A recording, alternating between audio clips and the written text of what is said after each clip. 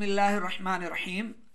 हुकूक़े ज़ौजान course का हमारा 7वां दिन है और आखिरी हमारी ये क्लास है, यानी आखिरी दिन है 7वां। 7 दिन का ये कोर्स है। हमने बहुत कुछ सीखा। याद रखें, हर वो मेरी बहन, मेरी बेटी जो अपने ससुराल में खुश रहना चाहती है, 2 बातों को जहन में रखे। ससुराल में उसने अल्लाह रब्बुल इज़्ज़त की नाफरमानियाँ नहीं करनी, तक़वा इख्तियार करना है। जब अल्लाह की आप इताअत करोगे, अल्लाह की फर्मा बरदारी करोगे, तो वो आपकी शहरग से भी ज़्यादा आपके करीब है। नहनु अक़रबु इलैहि मिन हब्लिल वरीद नहनु अक़रबु इलैहि मिन हब्लिल वरीद। अल्लाह रब्बुल इज़्ज़त फरमाता है कि मैं तुम्हारी शहरग से भी ज़्यादा तुम्हारे करीब हूँ।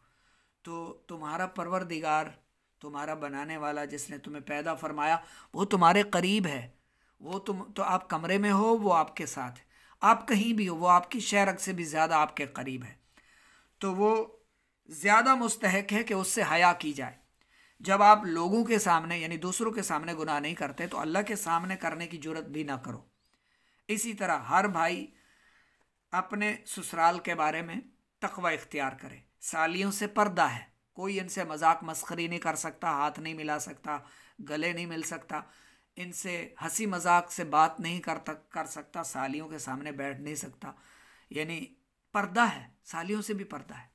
और सास जो है ना, ये महरम है। सास से किसी तरह का ऐसा ताल्लुक नहीं बना सकते जो माज़अल्लाह गुनाहों की तरफ ले जाए। ऐसा करने से, अब समझ जाएं, इशारा समझ जाएं, ऐसा करने से हुर्मत मुसाहरत साबित हो गई, तो बीवी हमेशा के लिए हराम हो जाएगी। हमेशा के लिए बीवी इस पर हराम हो गई। इसी तरह बहू है, ससुर को चाहिए कि उसके मामले में तक़वा इख्तियार करे। अगर ससुर ने मजाक मस्खरी की या कुछ, यानी इस मजाक मस्खरी से हटकर कुछ आगे हो गया, कुछ ना कुछ, यानी हद से तजावुज़ किया, जो अल्लाह ने हदें बनाई हैं उन्हें अगर उनसे तजावुज़ किया, तो अब इसकी बहू इसके बेटे पर हमेशा के लिए हराम हो जाएगी।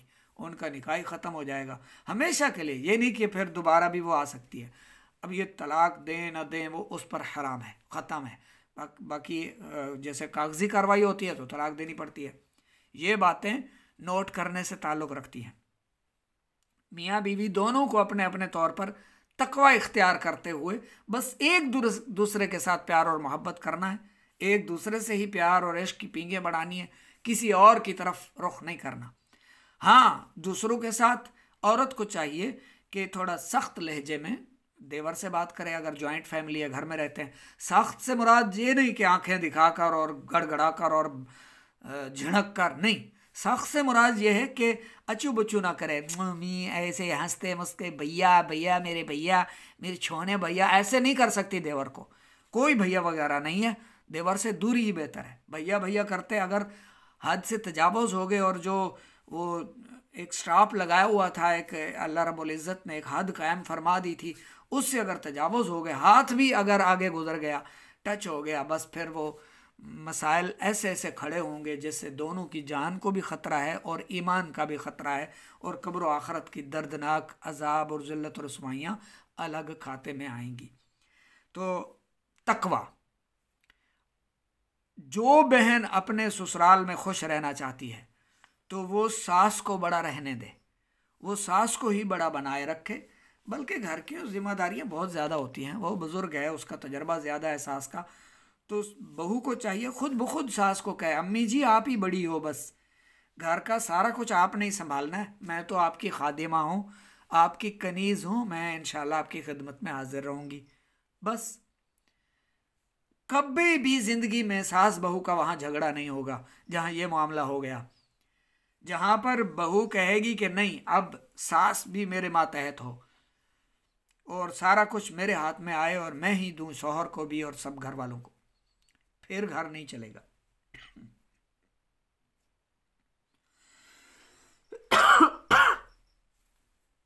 माफ़ कीजिएगा।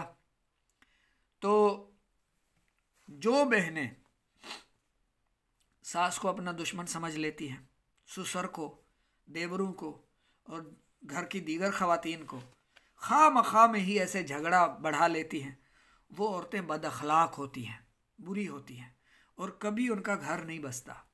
और जो शक्की मिजाज होती हैं, बदगुमान होती हैं, बदगुमानियाँ करती हैं, तो वो भी कभी हंसता बसता घराना नहीं आबाद करती। ठीक है, तो शौहर कभी किसी से हंसकर बात कर ले तो इसको तकलीफ़ होने लगती है, दाएं बाएं जाते हुए भी उस पर नज़र रखती है कि अब ये फ़लाँ से बातें कर रहा है तो कैसे हंस रहा है, देखो कैसे।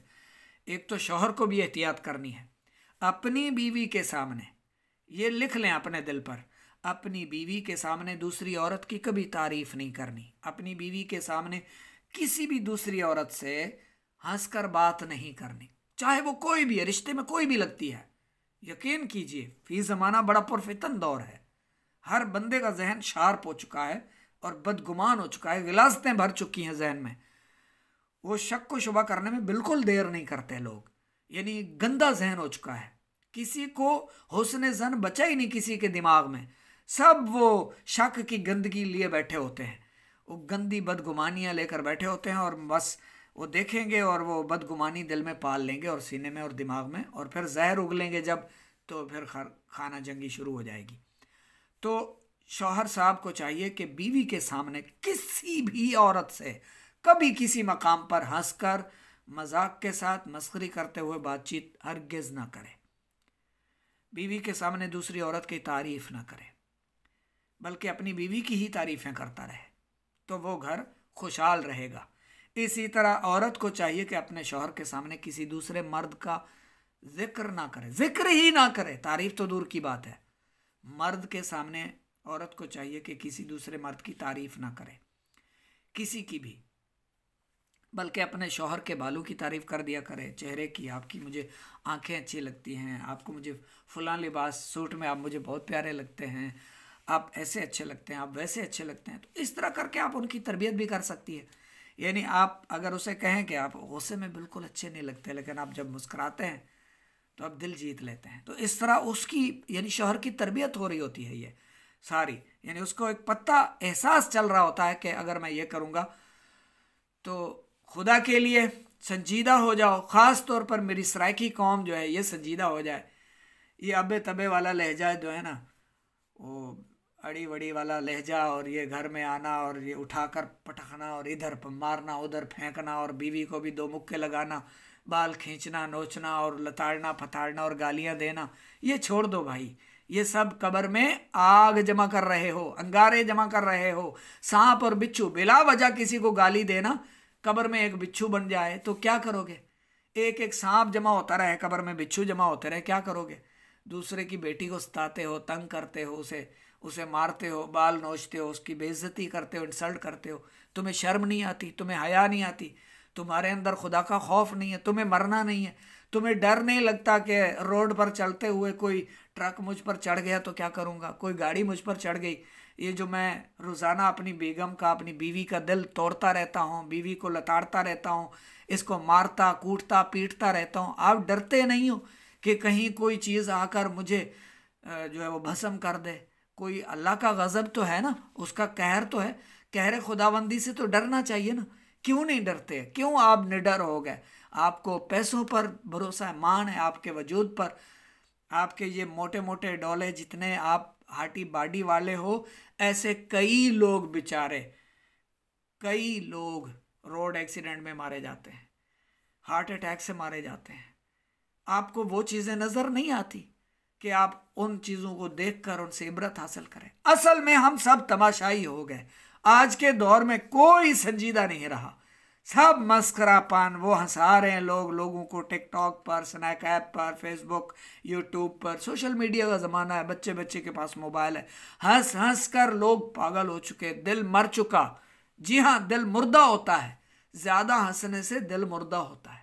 दिल मर गया, ज़मीर मर गया, मुर्दा हो गया सब कुछ, फिक्र ही नहीं है, किसी का एहसास ही नहीं है। ऐसा ऐसा मजाक करते हैं अगले का हार्ट अटैक हो जाए, अगला डर जाए। ऐसे ऐसे मजाक, गंदी बेहुदा आदतें, ये सब निकाल दो मेरे भाइयों मेरी बहनों। कब्र आखरत करीब है, एक दिन मरना है, आखिर मौत है। कर ले जो करना है आखिर मौत है। चंद रोज़ा है ये दुनिया की बहार, दिल लगा इससे न गाफिल जी नहार, उम्र अपनी यूं न गफलत में गुजार, होशियार ए महवे गफलत होशियार, एक दिन मरना है आखिर मौत है, कर ले जो करना है आखिर मौत है। तो जिंदगी बिल्कुल मुख्तसर है, अपनी आखिरत की तैयारी कीजिए। अच्छा, जो बहन भाई इस हुकूक़े ज़ौजैन कोर्स में शामिल हुए, उन्होंने इससे क्या कुछ सीखा, इसके लिए इंशाल्लाह टेस्ट भी आपसे लिया जाएगा। कुछ सवालात पूछे जाएंगे, आपको भेजे जाएंगे, आपने उनके जवाब देने हैं। ये बात भी जहन में रहे, ठीक है।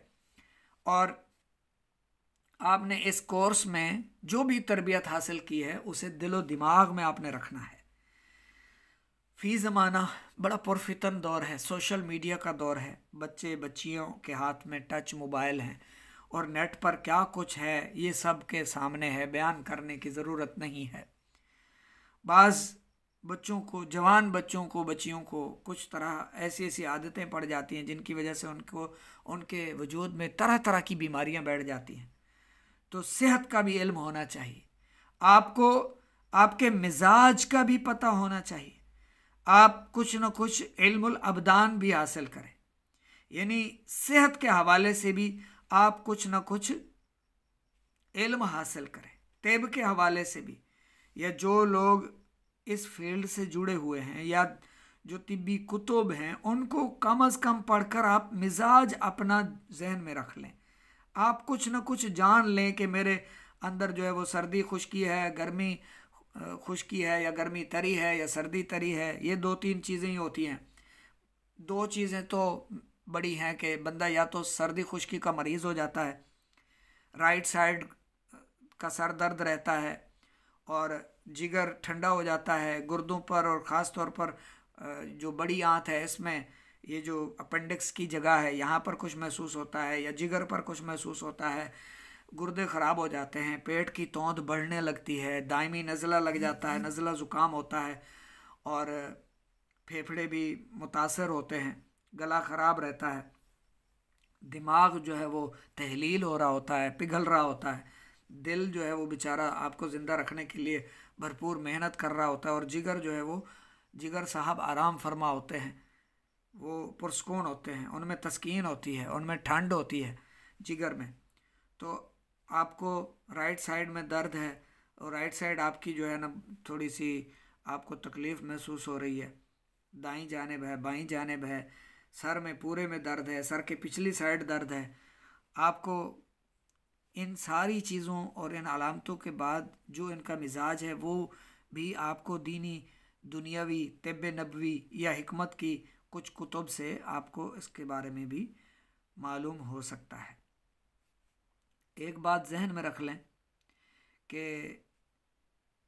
ये जो अमराज है ना, तमाम अमराज, इनको 3 हिस्सों में हुक्मा तकसीम करते हैं, और इसका सिर्फ ग़िज़ा के ज़रिए, बाज़ हुक्मा हज़रात ग़िज़ा के ज़रिए ही इनका जो है वो इलाज करते हैं और बंदा बिल्कुल ठीक हो जाता है। अब मिसाल के तौर पर असाबी उज़लाती, सर्द खुश्क बीमारी आपको हो गई, सर्द खुश्क, जो कि हुक्म रसां आसाब हैं, ठीक है। तो ये जो यानी हुक्म रसां हैं और फिर आसाबी खुदी, ख़बर रसां आसाब हैं, तर गर्म, नर्वस टिश्यूज़, ठीक है। हुक्म रसां और ख़बर रसां आसाब जो हैं ये नर्वस टिश्यूज़ हैं, और जो उज़लाती हैं यानी खुश्क सर्द, उज़लाती आसाबी, ये इरादी उज़लात हैं। खुश्की सर्दी मिजाज है, यानी उज़लाती खुदी, गैर इरादी उज़लात खुश्क गर्म, यानी मस्कुलर टिश्यूज़, जो मस्कुलर टिश्यूज़ हैं उनमें खुश्की सर्दी या खुश्की गर्मी आए तो ये मुतासर हो जाते हैं। इसी तरह जो हुक्म रसां हैं आसाब, हमारा ये दिमाग और आसाब जो है ये नर्वस टिश्यूज़ हैं, ठीक है। इनमें तरी गर्मी या फिर सर्दी खुश्की होती है। अच्छा, सर्द खुश्क और खुश्क सर्द में क्या फ़र्क है ये भी जहन में रखें। सर्द खुश्क हो तो इसका मतलब 70% सर्दी है, 30% खुश्की है, और खुश्क सर्द हो तो 70% खुश्की है, 30% सर्दी है। इसी तरह जो एपीथेलियल टिश्यूज़ हैं, ठीक है, गुदी आसाबी, गुदद नाकला गर्म तर, और जो गुदद जाज़बा गर्म खुश्क है, गुदी उजलाती, इसको साबिर मुल्तानी की तिब जो है कानून मुफरद आज़ा के तहत गिना जाता है, ठीक है ना। तो अब इसमें बाज़ ग़िज़ाएँ ऐसी हैं जिनमें आप बिल्कुल जो है वो ग़िज़ा के ज़रिए ही अपनी तबीयत को, मिजाज को बेहतर कर सकते हैं। बाज़ मियाँ बीवी शादी कर लेते हैं जब नौजवान, उनमें कुछ कमज़ोरियाँ पाई जाती हैं तो वो फिर फेसबुक यूट्यूब से तरह तरह के नुस्खे ढूंढते हैं, यानी मर्दाना ताकत के नुस्खे और पावर के और इस तरह के, और ये हर एक ने दुकान खोली हुई है, ऑनलाइन कैप्सूल बेच रहे हैं, ऑनलाइन मेडिसिन बेच रहे हैं, और इनमें हरारत के लिए वो ऐसे कुश्ते इस्तेमाल करते हैं, ऐसे कुश्ते के जो आपके अंदर वो एक कैप्सूल गया तो आपकी कैफियत तो बदल गई, लेकिन वो कुश्ते ऐसे हैं बाद में जो आपके साथ ये रंग लाएंगे तो मुमकिन है कि आप एवरेज उम्र 50 साल या 60 गुजार पाएँ।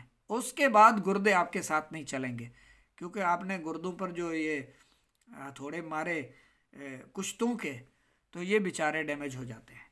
तो कुश्तों के बजाय इंसान की असली अपनी ज़ाती जो पावर अल्लाह ने इंसान को दी है फितरी तौर पर, वो इन कुश्तों से कई गुना ज़्यादा ताकत है, वो इनसे बहुत ज़्यादा आगे है, और ये सारी चीज़ें ग़िज़ाओं में पाई जाती हैं। तो आपको करना क्या है, आपके अंदर किसी तरह की कोई कमज़ोरी आप महसूस करते हैं, मर्दाना कमज़ोरी है या बहनों में जनाना कमज़ोरी है, मर्दों को जैसे सूरत इंजाल हो जाता है, इसी तरह औरतों को, माएँ बहनें बेटियाँ जो इनमें ख़वातीन में, यानी मर्द में सूरत इंजाल एहतलाम, औरतों में जो है वो लिकोरिया, एक पानी, एक रतूबत जो है वो जारी रहती है। तो इस तरह उनमें इसकी वजह से भी कमज़ोरियाँ, पतलापन और बिल्कुल बहुत ज़्यादा वीकनेस आ जाती है, कमज़ोर हो जाती हैं। तो इनका इलाज जो है वो खाने पीने की एहतियात में है। कुछ चीज़ें अब आपको नहीं खानी, उसको आपने अपना मिजाज बनाया हुआ है, कुछ चीज़ें खा खा कर आपने अपना उनको मिजाज ही बना डाला है, यानी आपका वही मिजाज है। तो अब आपको अगर खुश्क सर्द मिजाज है तो आपको अब गर्म खुश्क चीज़ें खानी है, गर्म तर चीज़ें खानी है।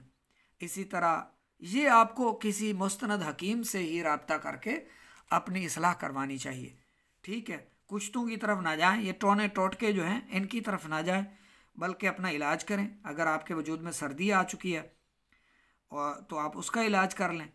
मैं आपको थोड़ी बहुत तशख़ीस के लिए मैंने कुछ पहले आपको सैंपल दिखाए थे, उसमें यूरियन के हवाले से मैंने आपको बताया कि आप अपना यूरियन घर में ख़ुद देख सकते हैं, और ज़ुबान के ज़रिए आप अपनी तशख़ीस कर सकते हैं। अगर आपकी ज़ुबान बिल्कुल सफ़ेद तह जमी हुई है ज़ुबान पर, और मसूड़ों से कभी कभार खून आता है, ज़ुबान पर सफ़ेद तह है, और सुबह का जो यूरियन है वो भी सरसों के तेल की तरह है, पीला जर्द, तो इसका मतलब आप खुश्की सर्दी के मरीज़ हैं, खुश्की सर्दी आपके जिस्म में बढ़ चुकी है, तो इसका आप इलाज करेंगे। फिर गर्म तर चीज़ों से गर्म ग़िज़ाएँ खाएंगे।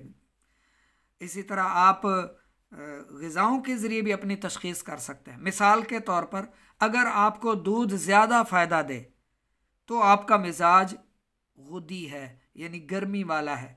अगर आपको देसी घी फ़ायदा दे तो आपका मिजाज सौदावी है, यानी खुश्की वाला है।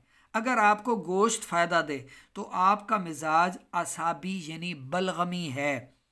अब इसको आप यूं भी समझ सकते हैं, अगर आपको देसी घी नुकसान दे, आप देसी घी खाते हैं, आपकी तबीयत बिगड़ जाती है, तो इसका मतलब आप गर्मी वाले मरीज़ हैं, आप गर्मी वाले मरीज़ हैं।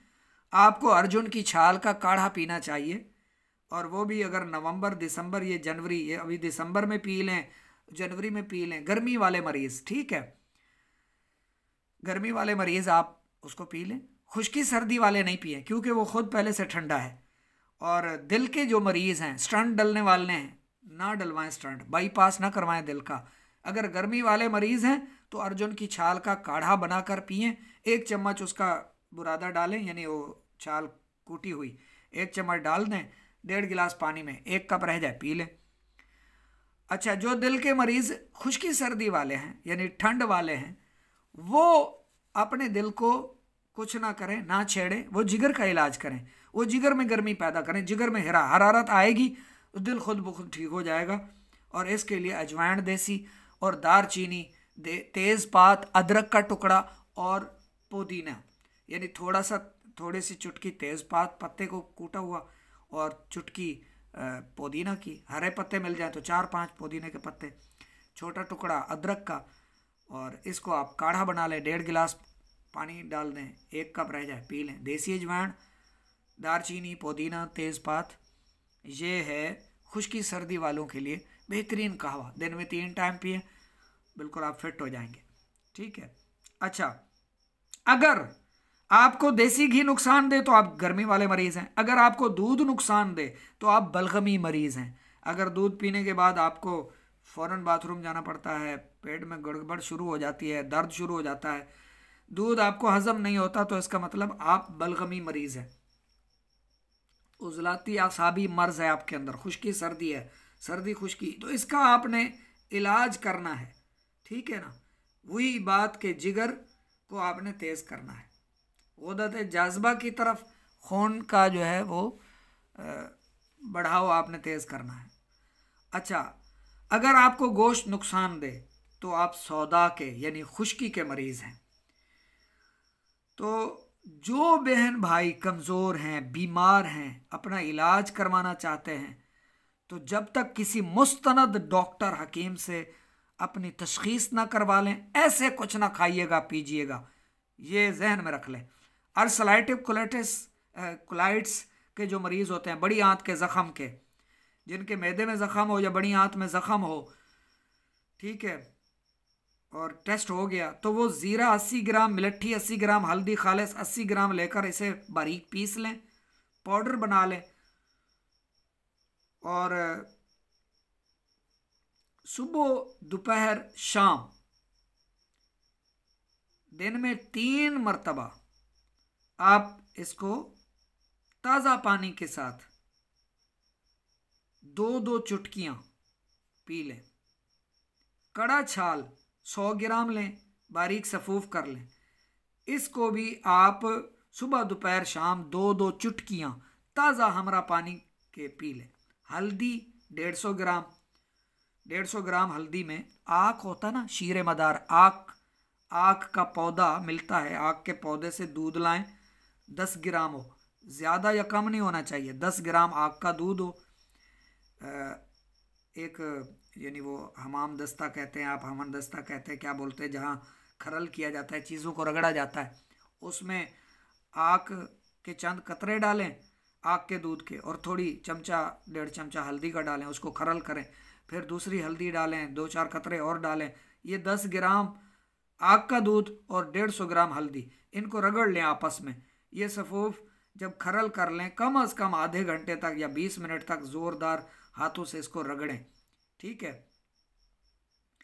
अब इसको रगड़ाई के बाद, अब ये जो हल्दी और आक वाला नुस्खा है ना, इसको अलग 250 मिलीग्राम वाले कैप्सूल में भर लें।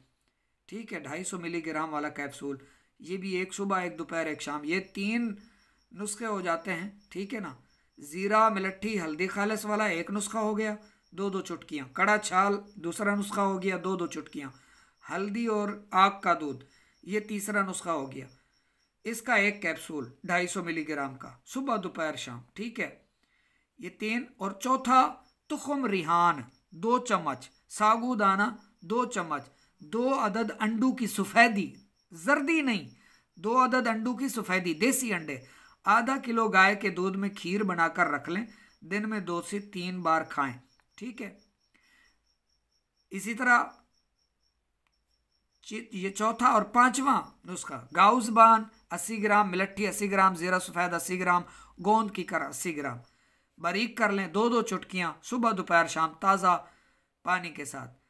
अच्छा, आपने ग़िज़ाएँ जो है कानून मुफरद अज़ा की 2 नंबर, 3 नंबर, 4 नंबर, 5 नंबर ग़िज़ाओं से बिल्कुल परहेज़ करना है।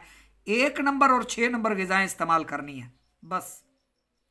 मुकम्मल शिफा हासिल होने तक ये सारे नुस्खे आपने इस्तेमाल करने हैं एक साथ, ठीक है। ये नहीं कि एक नुस्खा बना लेना है, नहीं, सारे नुस्खे बना ले। बड़ी आंत का जैसा भी जख्म था, अंदर कैंसर किसी ने बताया, कीड़े जो है वो मक्कद से बाहर निकल कर घूम रहे हैं, रात को आप सोते हैं कपड़ों में कीड़े आ जाते हैं मक्कद से निकल कर, यानी बड़ी आंत में कैंसर हो चुका है, वो फोड़ा हो चुका है, जख्म है, किसी तरह का भी, ये जो 5 नुस्खे 4-5 नुस्खे हैं अर्ज किए हैं, ये आखिरी इलाज है इसका। इंशाअल्लाह अल्लाह की रहमत से आप बिल्कुल फिट फाट हो जाएंगे। ये उसके लिए जिसकी बड़ी आंत में जख्म है, फोड़ा है कोई, यानी वो कैंसर वगैरह बन चुका है या कीड़े वगैरह चलते फिरते हैं। खुश्की सर्दी के मरीज के लिए अलग मेडिसिन है, ये जहन में रख लें। हर मिजाज के लिए अलग दवाइयाँ होती हैं, तो बगैर उसके किसी डॉक्टर से, किसी हकीम साहब से तशखीस करवाए ऐसे ही नुस्खों के पीछे ना दौड़ा करें, इनमें नुकसान ज़्यादा, फ़ायदा कम होता है। हाँ, तशखीस हो जाए, मर्ज़ का पता चल जाए, फिर बिल्कुल आप ठीक हो जाएंगे। मेरी ख्वाहिश है कि मेरे आका करीम अलैहिस्सलाम का हर उम्मती, चाहे वो भाई है, मेरा बहन है, मेरी माएँ हैं, बेटियाँ हैं, दुनिया भर के जितने मुसलमान हैं, सबसे एक मेरा इस्लामी रिश्ता है। मेरी ख्वाहिश है कि सब सेहतमंद रहें, सब खुशहाल रहें, सब हंसते मुस्कराते अपनी ज़िंदगियां गुजारें और कब्र आखरत की तैयारी करते रहें, ताकि जब कब्र में भी जाए ना, इनका इस्तकबाल किया जाए।